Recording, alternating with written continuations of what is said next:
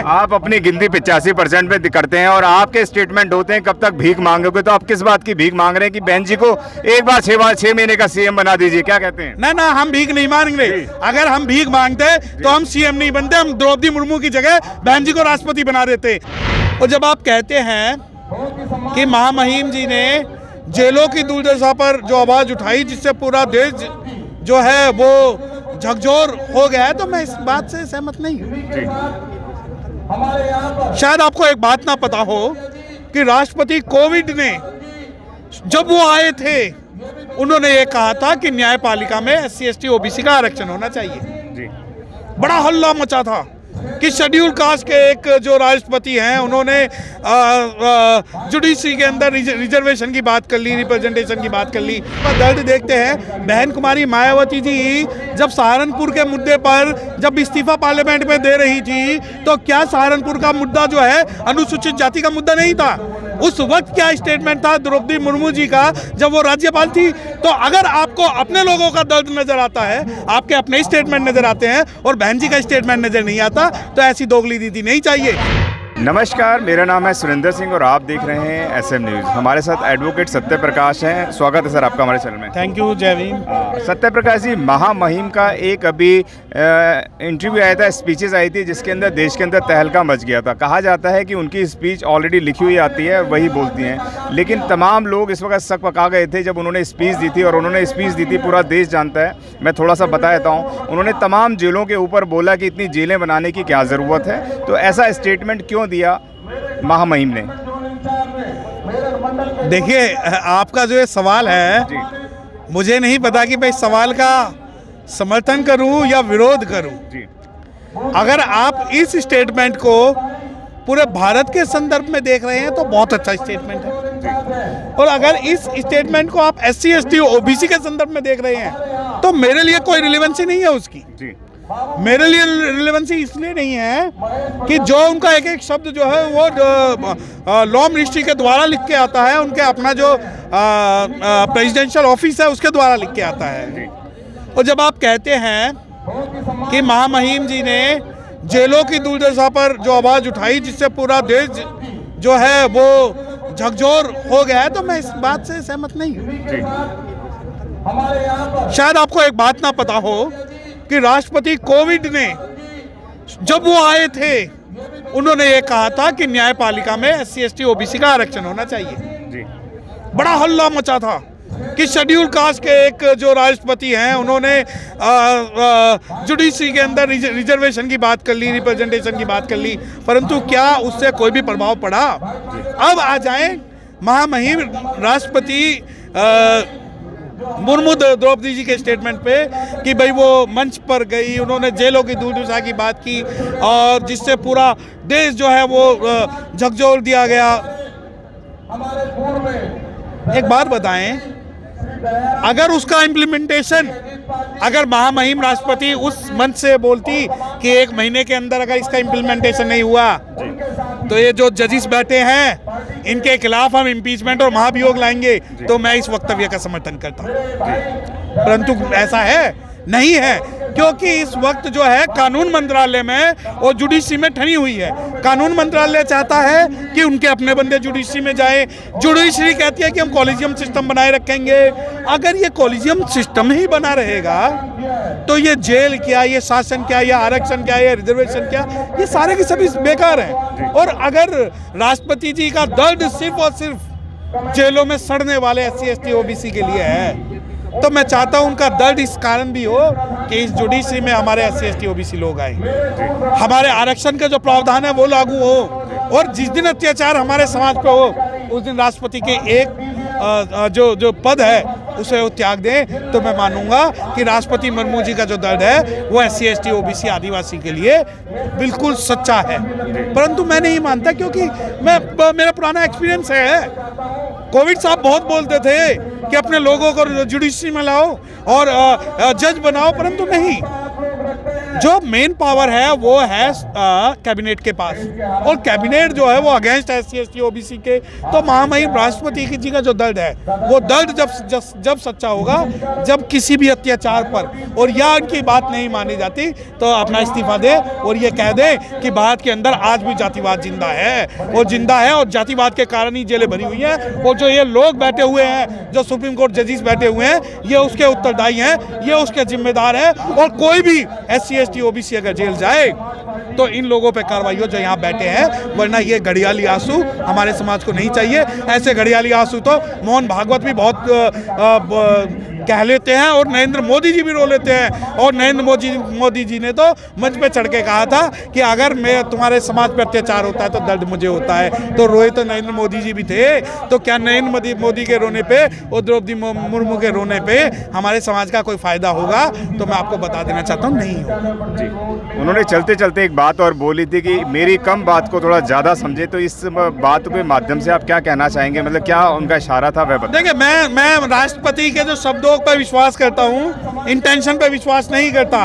राष्ट्रपति के अगर शब्दों की बात है तो आपको KR नारायण साहब को पढ़ना होगा, जिन्होंने जुडिशरी के मुद्दे पे सारे बिल वापस कर दिए थे, नेशनलिज्म के मुद्दे पे सारे बिल वापस कर दिए थे, और पार्लियामेंट को मजबूरनवश 42 अमेंडमेंट और 44 अमेंडमेंट लाना पड़ा था कि किस प्रकार इस KR नारायणन की जितनी भी पावर्स है उन्हें खत्म की जाए, वीटो पावर खत्म की जाए। और वही परिणाम है कि आप जो है SC ST OBC का राष्ट्रपति तो बना देते हो, परंतु SC ST OBC का प्रधानमंत्री नहीं बनाते। और अगर उस मंच से द्रौपदी मुर्मू ये कहती कि यहाँ का प्रधानमंत्री, लॉ मिनिस्टर और CGI जो है SC ST OBC minority community से होना चाहिए, तो वो दर्द हम समझते। और जो बात शब्दों में नहीं कह सकता उसके मन को हम कोई नहीं मान सकते। मैं सम्मान करता हूँ कि वो आदिवासी महिला है, परंतु मैं विरोध करता हूँ कि जो मंच पे चढ़ के उन्हें डेडिकेशन, जो टाइमलाइन देनी चाहिए थी, वो टाइमलाइन उन्होंने नहीं दी। और इस प्रकार के किसी भी वक्तव्य से समाज का अगर भला होता तो पिछली बार जो है जुडिशरी में हमें इक्वल रिप्रेजेंटेशन मिलकर हो जाता। जी। उन्होंने एक बात और बोली थी, और वह ये बोली थी कि जो मैं आदिवासी परिवार से आती हूँ, मैंने दुख चीज़ों को बहुत बारीकी से समझा है, और मुझे कहीं ना कहीं जेलों में जाने का मौका मिला, और उसके बाद जब मैंने उनकी पीड़ा को समझा तो आप भी इस पीड़ा को समझे। तो आप इस व्यक्तित्व से इसको अगेंस्ट क्यों ले रहे हैं? नहीं, देखिए, वो आदिवासी समाज से आती है, बहुत अच्छी बात है। हम शेड्यूल कास्ट समाज से आते हैं, बहुत अच्छी बात है। हम भी अपने लोगों का दर्द देखते हैं। बहन कुमारी मायावती जी जब सहारनपुर के मुद्दे पर जब इस्तीफा पार्लियामेंट में दे रही थी, तो क्या सहारनपुर का मुद्दा जो है अनुसूचित जाति का मुद्दा नहीं था? उस वक्त क्या स्टेटमेंट था द्रौपदी मुर्मू जी का जब वो राज्यपाल थी? तो अगर आपको अपने लोगों का दर्द नजर आता है, आपके अपने स्टेटमेंट नजर आते हैं और बहन जी का स्टेटमेंट नजर नहीं आता, तो ऐसी दोगली नीति नहीं चाहिए। अगर आप कहते हो कि मैंने जेलों में जाके देखा है, तो मैं कहता हूं बहन कुमारी मायावती जी ने जब सहारनपुर में गई थी तो पूरा पार्लियामेंट चुप होकर देख रहा था। जब मायावती जी ने राज्यसभा से इस्तीफा दिया, या तो इस भारत के अंदर अगर किसी ने अनुसूचित जाति, जनजाति और OBC के लिए अगर इस्तीफा दिया है तो वो पहले नंबर पे बाबा साहब डॉक्टर भीमराव अंबेडकर साहब ने हिंदू कोड बिल पे दिया है, दूसरे नंबर पे बहन जी ने सहारनपुर मुद्दे पे दिया है, और राष्ट्रपति द्रौपदी मुर्मू जिस दिन मेरे समाज पे अत्याचार होगा और मेरे समाज का उस पद से त्याग पत्र देगी, तो मैं मानूंगा कि आपके आंसू, आपकी आत्मा और आपकी बातें सच्ची हैं। वरना ऐसे पॉलिटिकल, आज हम वो शेड्यूल कास्ट नहीं है जो आपके इन घड़ियाली आंसुओं की वजह से पिघल जाएंगे। हम अपना इतिहास भी जानते हैं, तो हम भविष्य भी जानते हैं और वर्तमान की भी बात कर सकते हैं। सर, बीजेपी सम्मान की बात करती है, बराबरी की बात करती है, दलितों के राष्ट्रपति तक बनाती है, और क्या लेंगे आप? हमें राष्ट्रपति नहीं, हमें प्रधानमंत्री चाहिए। आप राष्ट्रपति बना दो 50। आप एक काम करिए ना, आप 50 राष्ट्रपति एक तरफ और बहन कुमारी मायावती जी को प्रधानमंत्री 6 महीने के लिए बना के दिखा दीजिए। क्योंकि आपको पता है कि 6 महीने के अंदर जब बहन जी उत्तर प्रदेश में CM बनी थी, आपको तो क्या, आपके बाप को भी औकात याद दिलाती थी कि शासन प्रशासन कैसे चलता है। और आप कहते हैं कि वो हमारे राष्ट्रपति बना रहे। राष्ट्रपति रबड़ स्टंप है इंडियन कॉन्स्टिट्यूशन के हिसाब से। हमें चाहिए प्रधानमंत्री चाहिए, और प्रधानमंत्री भी फुल मेजॉरिटी से चाहिए, कोई पपेट प्रधानमंत्री नहीं चाहिए। आप हमें एक उत्तर प्रदेश की CM तो बनने नहीं दे रहे, आप हमें उत्तर प्रदेश की CM तो बनने नहीं दे रहे, तो आप PM हमें क्या बनने दोगे? और दूसरी बात, जब आप जी, किसने रोका आपको CM बनने से? आप वोट बैंक मिला हुआ है, आप अपनी ताकत दिखाइए, अपना काम करिए। एक वोट आई है साहब उत्तर प्रदेश के अंदर आपकी, एक वोट, एक सीट आई है। हाँ, एक सीट तो आपको मैं बता दूं कि जब बाबा साहब डॉक्टर भीमराव अंबेडकर साहब इलेक्शन लड़े थे तो उन्हें भी खुला सीट से जीतने नहीं दिया था।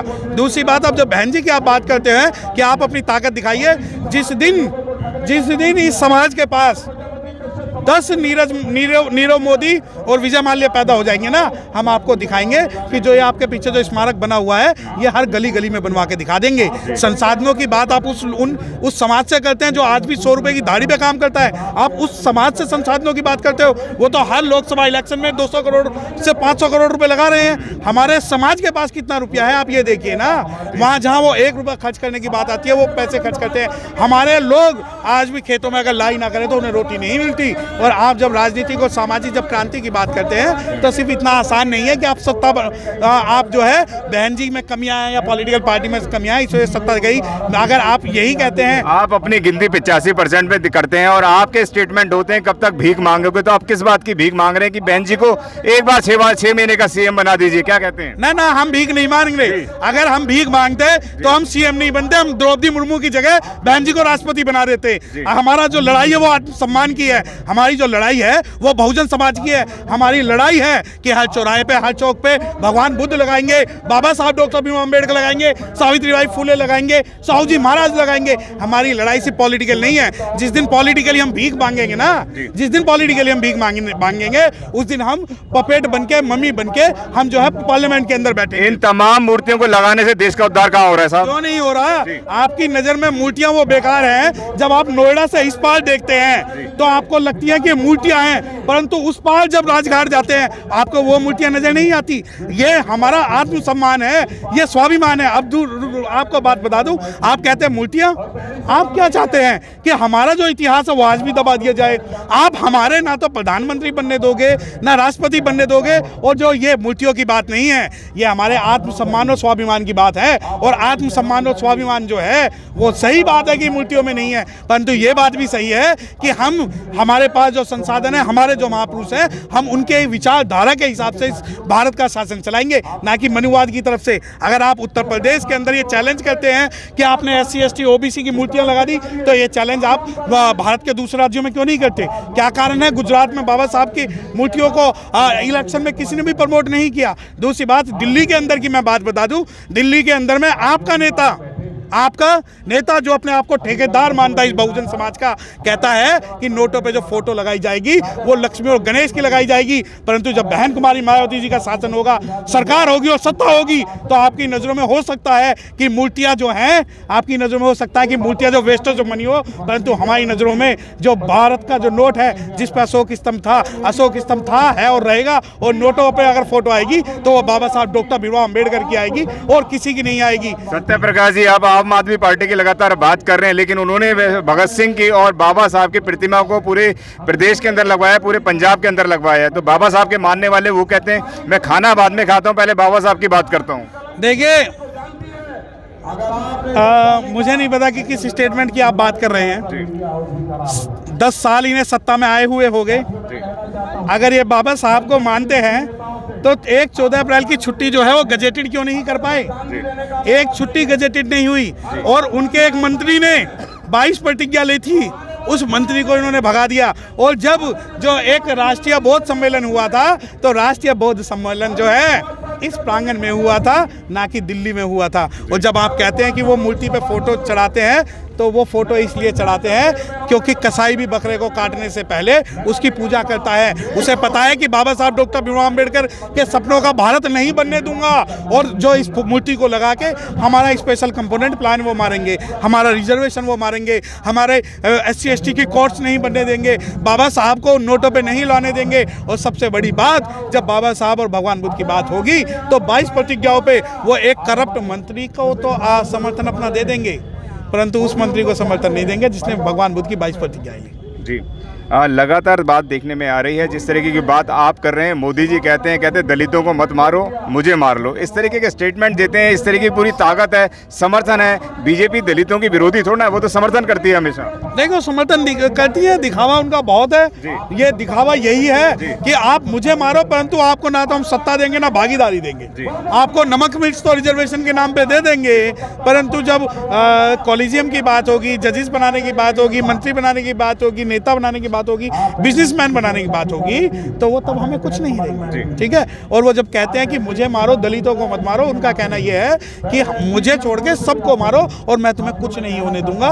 क्योंकि आज भी मैं बता दूं कि अगर इंदर मेघवाल, जितेंद्र मेघवाल और जो हाथरस कांड, दुलीना कांड, ये सारे के सारे जो हुए हैं वो इसी सरकार में हुए हैं। और हमारे लोगों को केवल मारा ही नहीं जा रहा है, बल्कि शासन और सत्ता द्वारा उन्हें जो है अपराधियों को प्रोटेक्ट भी किया जा रहा है। सत्य प्रकाश जी, आप मुझे 85% की बात करते हैं, लेकिन वोट में तो आज तक 85% दिखाई नहीं देते, क्या कहेंगे? देखिए, अगर आप कहते हैं कि 85% की बात करते हैं, तो मैं आपको बता दूं बहुजन समाज पार्टी पॉलिटिकली विचारधारा बाद में रखती है, उससे पहले जो है सोशल रेवोल्यूशन की बात करती है। और जो हमारी, जिस दिन हम समझौता कर लेंगे विचारों से, उस दिन हमें 85 भी मिलेंगे। और रही बात, बाबा साहब डॉक्टर भीमराव अम्बेडकर साहब अकेले थे, साहब काशीराम अकेले थे और बहन जी अकेली हैं, परंतु हम विचारों के साथ समझौता नहीं करेंगे। आप आओगे तो विचारों के साथ आओगे, नहीं आ सकते तो आप अपने घर और हम अपने। आप बाबा साहब की लगातार बात करते हैं, आप कई स्टेटमेंटों में भी कहते हैं कि जो ये कोट मैंने पहना है बाबा साहब की देन है।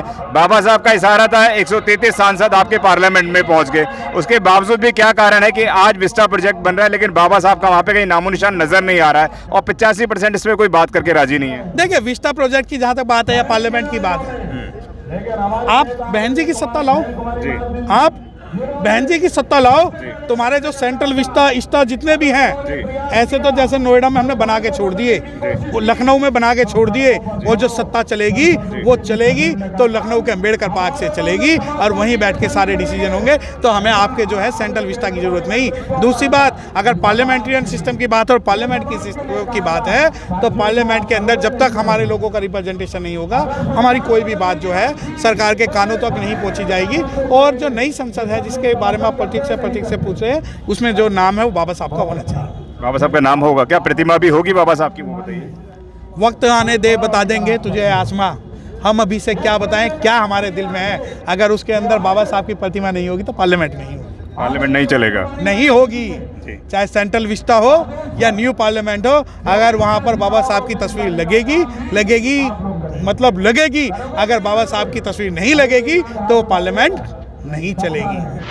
अगर आपने अभी तक हमारा चैनल सब्सक्राइब नहीं किया है तो सब्सक्राइब करें और घंटी का बटन बिल्कुल भी दबाना ना भूलें ताकि सभी लेटेस्ट खबरें पहुंच सकें आप पे सबसे पहले।